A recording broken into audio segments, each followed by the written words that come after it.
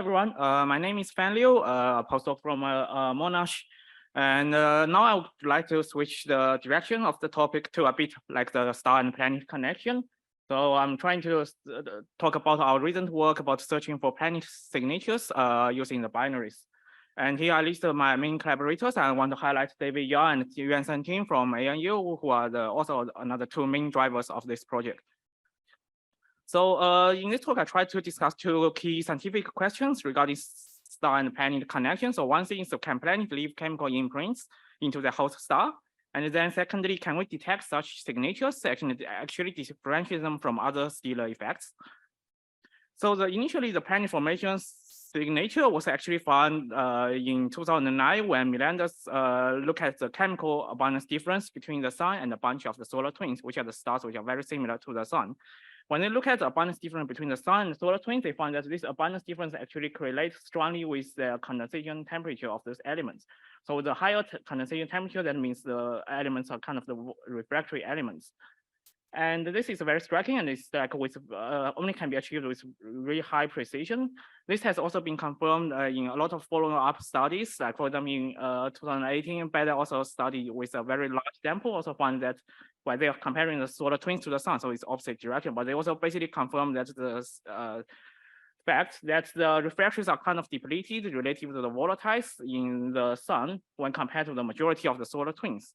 These are kind of subtle effects and require very high precision, but this was proposed to be something has to do with the planet. So the initial original scenario was proposed by Melendez at the same time that they proposed that, well, that's probably because during the planet formation actually take up a lot of refractory materials during the accretion epoch. So that means that later on the accreted material will be a bit refractory pool. So that's basically lead to this refractory pool pattern. But that's an important, very important problem here is that the time scale doesn't really match well because the time scale of the planet formation is very short. So basically it's like probably too short for the survival of all of these planet signatures. And also by the time the convective envelope of the star is still very thick.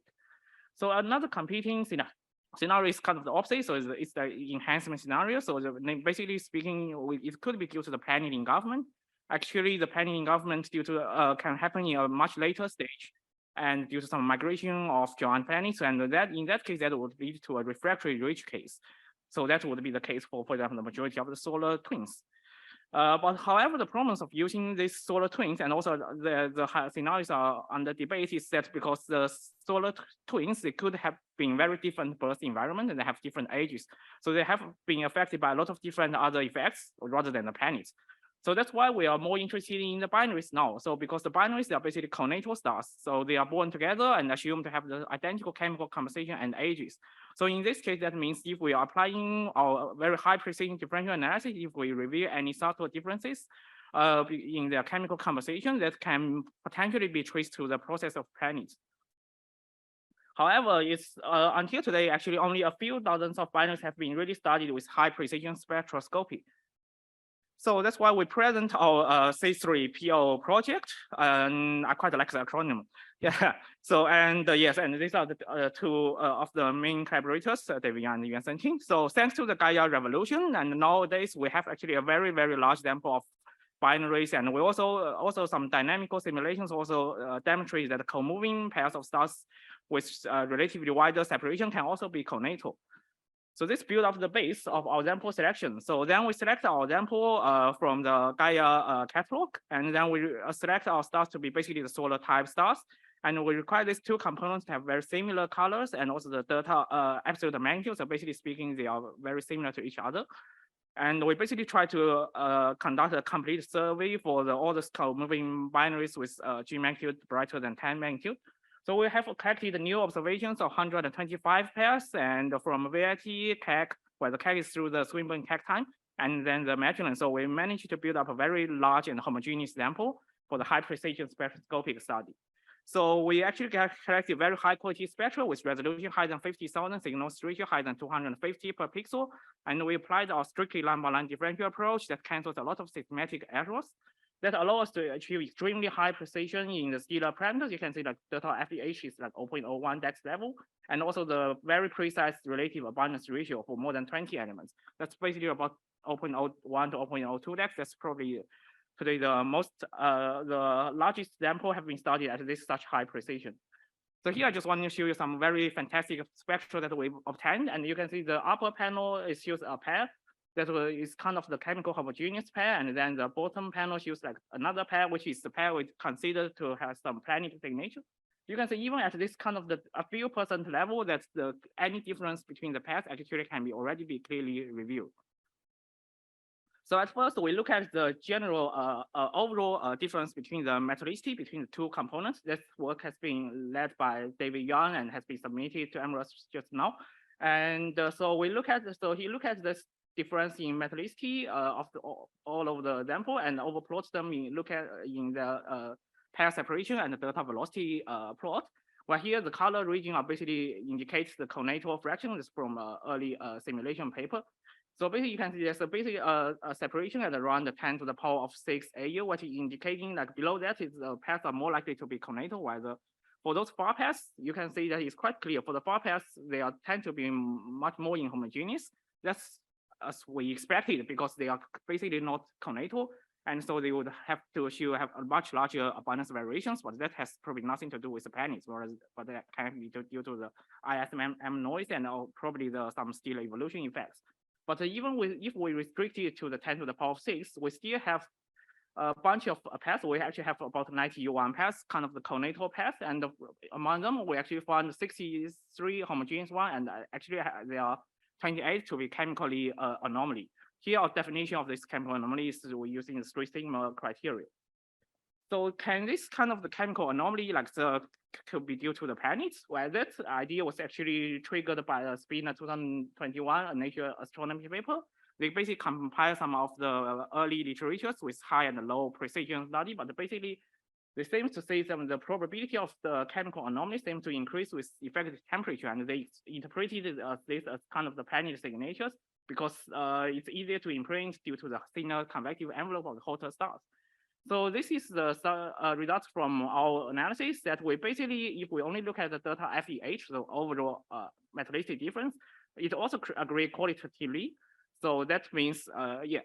But however, the thing is that here is if we only counted this delta FEH, then it's actually too limited because we actually have more than 20 elements. Actually, we need to investigate this whole abundance trend and pattern.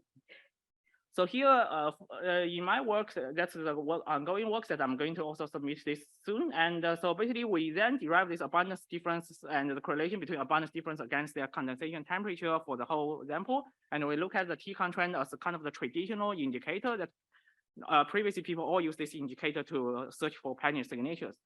But here you can already see that there's a bit of the worry here is that you can already see the T-con trend actually is not very distinguished between the conatal pairs and also the far pairs which are supposed to not to be conatal.